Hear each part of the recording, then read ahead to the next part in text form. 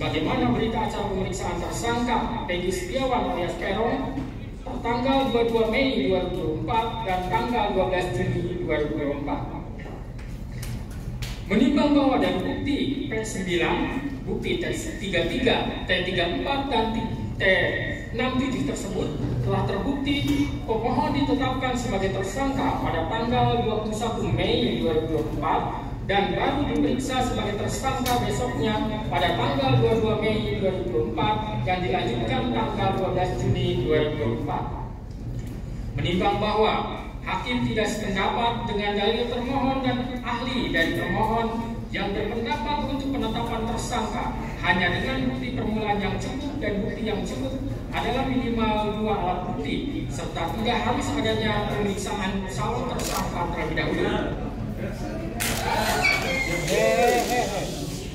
Menurut hakim, penetapan tersangka tidak hanya dengan bukti permulaan yang cukup dan bukti yang cukup adalah minimal 2 alat bukti, tetapi juga harus diikuti adanya pemeriksaan calon tersangka terlebih dahulu.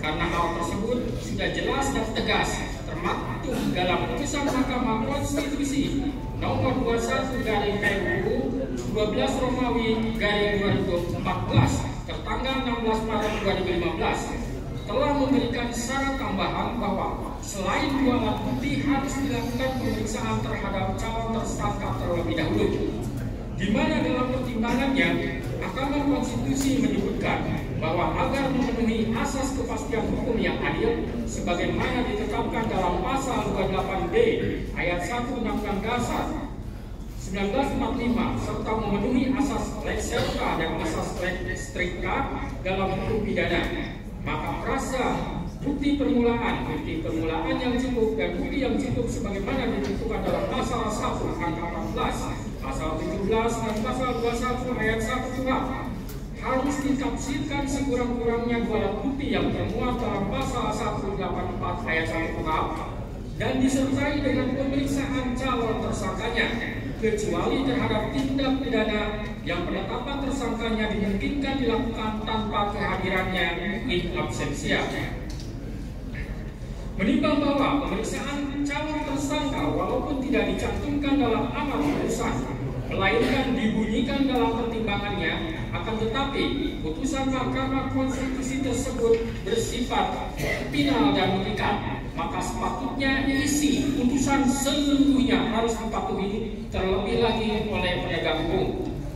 Menimbang bahwa keharusan adanya pemeriksaan calon tersangka di samping minimum 2 alat bukti tersebut semata-mata bertujuan untuk memberikan transparansi dan perlindungan hak asasi seseorang agar sebelum ditetapkan sebagai tersangka sudah dapat memberikan keterangan yang seimbang dengan minimum 2 alat bukti yang sah yang telah ditemukan oleh penyidik.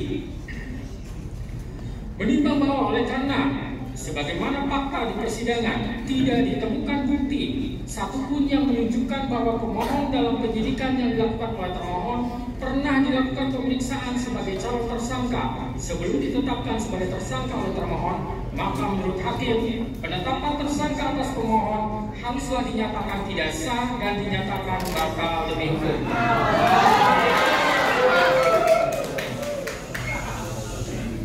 Menimbang bahwa berdasarkan pertimbangan di atas, maka alasan-alasan permohonan pra-peradilan yang diajukan oleh pemohon haruslah dinyatakan beralasan menurut hukum dan patut dikabulkan. Menimbang bahwa oleh karena penetapan pemohon sebagai tersangka didasarkan pada penyidikan yang tidak sah, maka seluruh tindakan termohon terhadap pemohon menjadi tidak sah.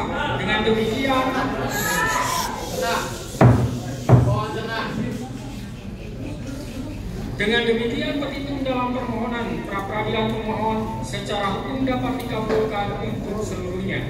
Menimbang bahwa oleh karena permohonan pra-peradilan pemohon telah dinyatakan dikabulkan untuk seluruhnya, maka biaya yang timbul dalam perkara ini dibebankan kepada negara.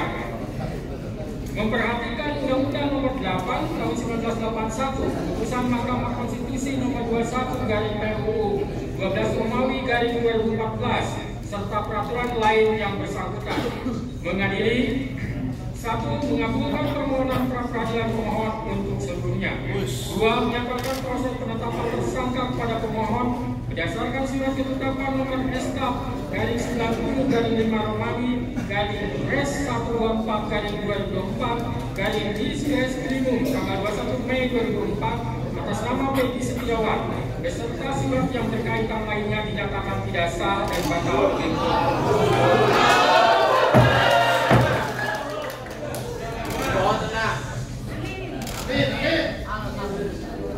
Tiga, menyatakan tindakan termohon menetapkan pemohon sebagai tersangka dugaan tindak pidana perlindungan anak dan atau pembunuhan berencana dan atau pembunuhan sebagaimana dimaksud dalam pasal 80 ayat 1 junto pasal 81 ayat 1 Undang-Undang RI nomor 35 tahun 2014 tentang perubahan atas Undang-Undang RI nomor 23 tahun 2022 tentang perlindungan anak dan atau pasal 340 dan pasal 338 junto pasal 55 ayat 1 KUHP oleh Polri Daerah Jawa Barat Direktorat Reserse Kriminal Umum termohon adalah tidak sah dan tidak berdasarkan pasal 10. 4. Menetapkan surat ketetapan tersangka nomor SK garing 90 garing 5 Romawi garing Res 124 garing 2024 garing Diskrimum tanggal 21 Mei 2004 batal demi hukum.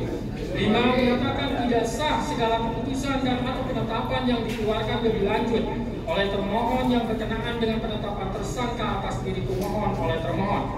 6. Memerintahkan kepada termohon untuk menghentikan penyidikan terhadap perintah penyidikan kepada pemohon. 7.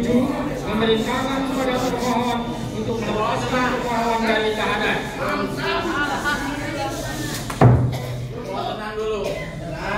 8. Memulihkan hak pemohon dalam kemampuan, kedudukan, dan harkat serta martabatnya seperti sedia kala. Dan 9. Membebankan biaya perkara kepada negara. Demikianlah diputus pada hari ini Senin, tanggal 8 Juli 2024 oleh Eman Sulaiman sebagai hakim tunggal. Berdasarkan penetapan ketua pengadilan,